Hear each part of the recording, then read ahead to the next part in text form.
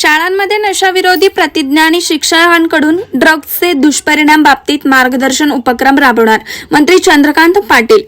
शाळांमध्ये मुलांना नशाविरोधी प्रतिज्ञा आणि शिक्षकांकडून ड्रग्जचे दुष्परिणाम बाबतीत मार्गदर्शनाबाबतचा उपक्रम सांगली जिल्ह्यामध्ये राबवण्यात येणार असल्याची माहिती पालकमंत्री चंद्रकांत पाटील यांनी दिली।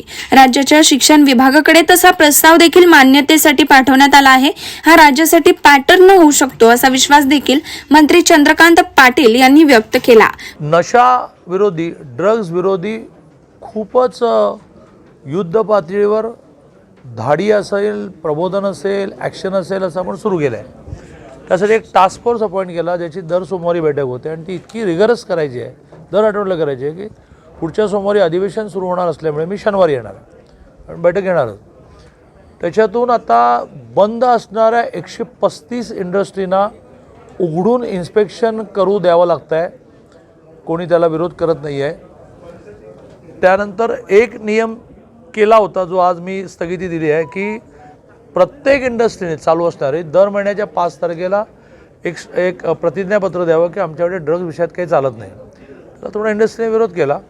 मी त्यांना असं म्हटलं की ते कर नाही, त्याला डर कशाला, मी तर 4 तारखेला देऊन टाकलं असतं, पण तरी थांबवलं कारण त्यांनी टेक्निकल मुद्दा काढला आहे की आमचं ॲग्रीमेंट जे होतं त्याच्यामध्ये कुठे ते वाक्य आहे, अरे हो ते नव्हतं तर उद्या टाकू। मग आम्ही ते स्टेट इंडस्ट्री डिपार्टमेंटकडे पाठवलं। पण शाळांमध्ये प्रबोधन होण्याच्या दृष्टीने एक एजन्सी काही गाणी तयार करते, काही पथनाट्य तयार करते, पण रोज प्रार्थनेच्या वेळेला एक शपथ घेतली जावी की बाबा मी नशा करणार नाही आणि नशा विषयामध्ये मला जे जे दिसेल ते मी माझ्या सिनियर्सना म्हणजे माझ्या आईवडिलांना, माझ्या शिक्षकांना अशी ती एक प्रतिज्ञा तयार करतो आहे। प्रत्येक दिवशी किमान 10 मिनटं ड्रग्जचे दुष्परिणाम यावर एखाद्या शिक्षकाने सेंट्रली हवं तर सगळ्या वर्गामध्ये ऐकू येणारं भाषण करावं। हा थोडा सिलॅबसमधला वाढीव भाग असल्यामुळे आम्ही आजच्या आज राज्याच्या शिक्षण विभागाकडे याचं सँक्शन घ्यायला पाठवलं आहे। मला असं वाटतं की याला कोणी विरोध करणार नाही, किंबहुना हा राज्यावर पॅटर्न तयार होऊ शकतो, कारण शालेय विद्यार्थी आणि महाविद्यालयीन विद्यार्थ्यांमध्ये ड्रग्जचं प्रमाण वाढतं आहे, याची सगळ्यांना मोठी चिंता आहे। Bureau report SBN Marathi Sangli.